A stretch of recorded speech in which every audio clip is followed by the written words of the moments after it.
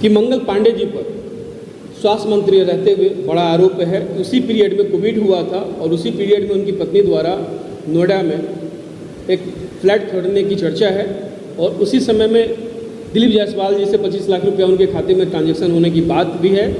और कुछ एक समय के बाद 19 से 24 के बीच में उनकी पत्नी के खाते में 2 करोड़ 12 लाख रुपया भी ट्रांसफ़र हुआ है विभिन्न मदों से। तो ये बताएं वो कि ये पैसा किस माध्यम से उनके पास आया है, उसका रिसोर्सेज क्या है। सांसद संजय जायसवाल है, इन सभी पर भ्रष्टाचार का आरोप है, जिनका हम लोग बारी बारी से आपको संज्ञान में लाएंगे कि लोगों ने किया क्या है। इसकी हार्ड कॉपी भी आपको मीडिया इलेक्ट्रॉनिक मीडिया से आए हैं, सबसे बंधु उनका जन स्वराज की तरफ से आपका हार्दिक स्वागत है। सबसे पहले आप सभी लोग का जो प्रिंट मीडिया इलेक्ट्रॉनिक मीडिया से आए हैं, सबसे बंधु उनका जन स्वराज की तरफ से आपका हार्दिक स्वागत है। आप सबको पता है कि माननीय प्रशांत जी द्वारा बिहार के कुछ बड़े राजनेताओं के ऊपर गंभीर आरोप लगाए गए हैं और उसी संदर्भ में ये बैठकें यहाँ भी प्रेस मीट की जा रही है ताकि गांव कस्बों में भी जाना चाहिए कि आपके द्वारा जो नेताओं को वोट दिया जा रहा है उन नेताओं के द्वारा सत्ता में आने के बाद क्या किया जा रहा है। और इसी प्रेस मीट को करने के लिए हमारे साथ राजापाकर विधानसभा के मैं स्वयं भावी प्रत्याशी जयप्रकाश चौधरी, पूर्व जिला परिषद अध्यक्ष व पूर्व जन स्वराज के अध्यक्ष हूँ। मेरे बगल में मीडिया प्रभारी हमारे ज़िले के श्री अविनाश कुमार उपस्थित हैं। मेरे दाहिने हाथ में डॉक्टर विनय पासवान हैं, भावी प्रत्याशी राजापाकर, और क्या लगते हैं मनोज भूषण जी शहदेई से रहने वाले हैं, ये भी भावी प्रत्याशी हैं। एक दो प्रत्याशी हमारे बीच आज अभी नहीं उपस्थित हैं किसी कारणवश। तो मुख्य रूप से ये मुद्दा है हमारा कि बिहार सरकार में शामिल, सत्ता में शामिल जो लोग हैं अभी वर्तमान में, वो भाजपा के प्रदेश अध्यक्ष हैं, भाजपा के डिप्टी सीएम हो या हेल्थ मिनिस्टर मंगल पांडे हो या जदयू के कोटे से मंत्री अशोक चौधरी हो या भाजपा के कोटे से सांसद बने बेतिया के सांसद संजय जायसवाल है, इन सभी पर भ्रष्टाचार का आरोप है, जिनका हम लोग बारी बारी से आपको संज्ञान में लाएंगे कि लोगों ने किया क्या है। इसकी हार्ड कॉपी भी आप लोगों को दी जाएगी। लगातार आरोप लगाते तमाम नेताओं जैसे दिलीप जायसवाल और भी कई सारे क्या उनके पास कोई सबूत है कि हाँ इस तरह की बात है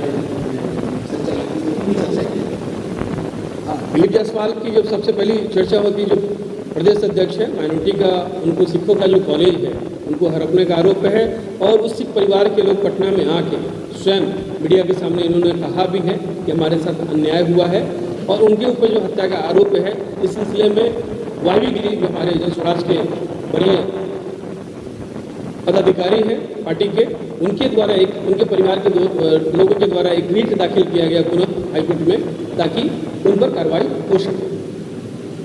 एक ये मुद्दा है। दूसरा अहम मुद्दा है कि मंगल पांडे जी पर स्वास्थ्य मंत्री रहते हुए बड़ा आरोप है। उसी पीरियड में कोविड हुआ था और उसी पीरियड में उनकी पत्नी द्वारा नोएडा में एक फ्लैट खरीदने की चर्चा है और उसी समय में दिलीप जायसवाल जी से 25 लाख रुपया उनके खाते में ट्रांजैक्शन होने की बात भी है।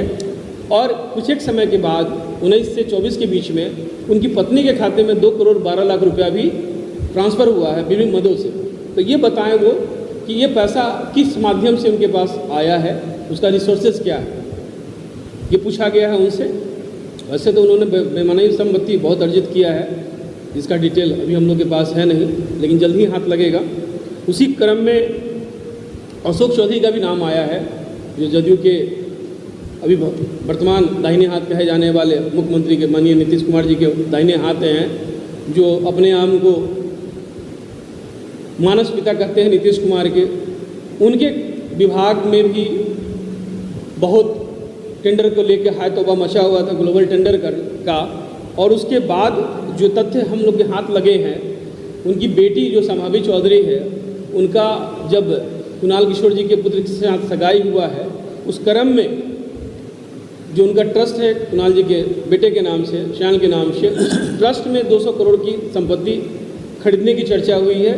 और करीबन 38.5 करोड़ का संपत्ति 5 डीड जो है वो साबित हम लोग दिए भी हैं डॉक्यूमेंट्स कि वो परचेज किया गया। उसमें अशोक चौधरी के पत्नी का भी उस ट्रस्ट में नाम है, वर्तमान जो भी चीफ सेक्रेटरी हैं उनकी माताजी का नाम है, और पूर्व IAS अफसर हैं आर्या शाह, उनका भी नाम है। आखिर ये लोग ट्रस्ट में, उस ट्रस्ट में कर क्या रहे हैं और इतना पैसा कहाँ से आया, इस ट्रस्ट को किस माध्यम से दिया गया, ये हमको बताना है। और इसी क्रम में हमारे साथी हैं अविनाश जी, वो बात रखेंगे। चलिए 10 बात छोटा कीजिएगा।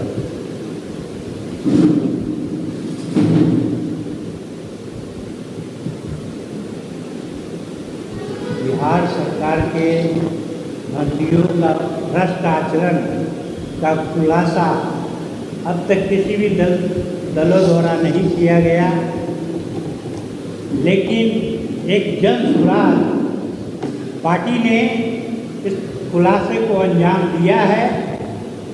विभिन्न दलों ने क्यों नहीं खुलासा किया, उस पर प्रत्येक में मेरी ओर से कहा जा रहा है कि सभी लोग एक ही विचारों के चट्टे बैठे लोग हैं। सभी को मिल करके एक दूसरे के कमियों को उजागर करना नहीं, एक दूसरे के खामियों को आत्ममंथन चिंतन करना ऐसा लगा रहा, जिसके कारण एक दूसरे का ख्याल करते हुए उन लोगों ने एक दूसरे का खुलासा नहीं किया काली करतूतों का।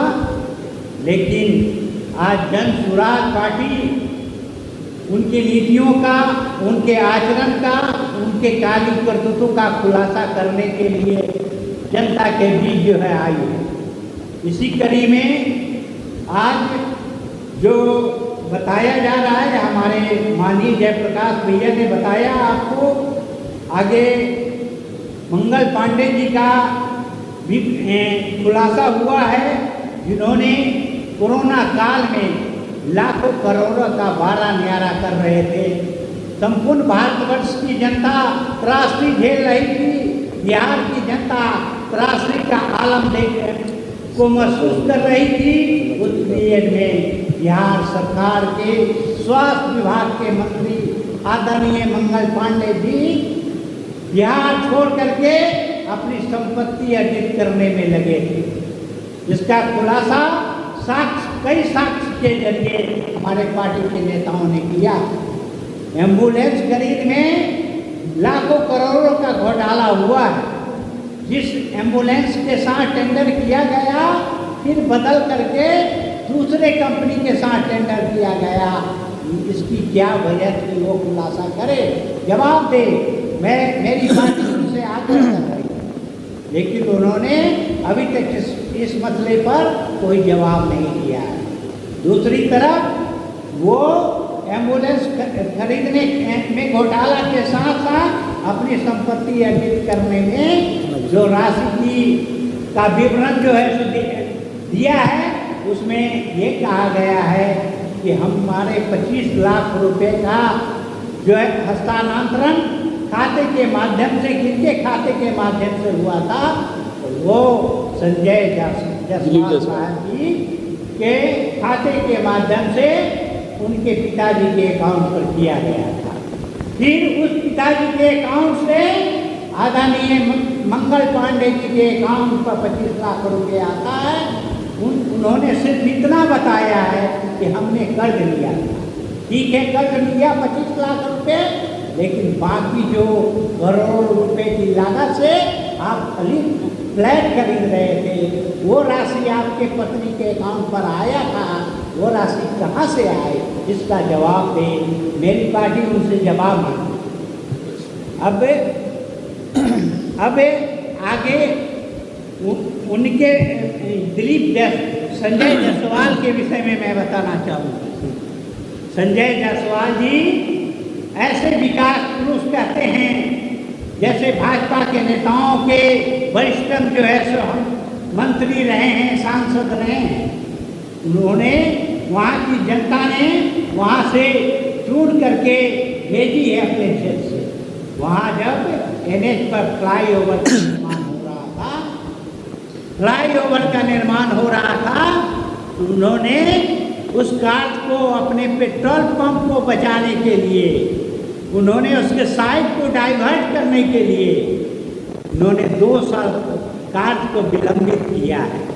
वहाँ की जनता सवाल पूछती रही कि आखिर ये हो क्या रहा है, इतने दिनों से कार्य क्यों बाधित है, लेकिन उन्होंने ये हवाला नहीं दिया जनता के सामने कि हमने पेट्रोल पंप को बचाने के लिए फूड को डाइवर्ट करा रहा था, लेकिन जवाब नहीं दिए हैं। लेकिन इस बार जनता वहाँ की जवाब मांग रही है।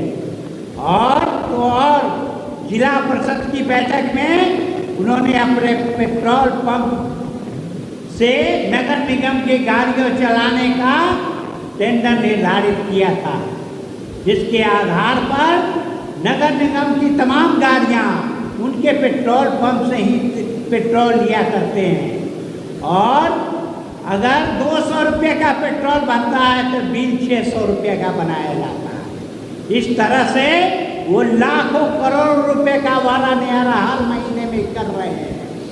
ऐसे नेताओं का पर्दाफाश जन सुराज कर रही है।